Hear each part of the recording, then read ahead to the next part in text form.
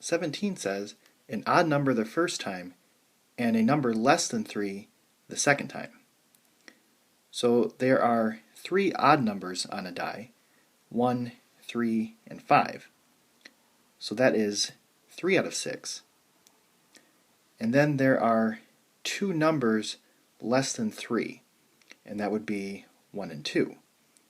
So we multiply by 2 over 6, and that's equal to 6 over 36, which reduces to 1 over 6. 18 says an even number the first time and a number less than 4 the second time.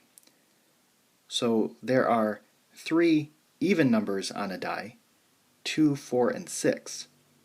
So this will be 3 over 6, and there are 3 numbers less than 4, that is 1, 2, and 3.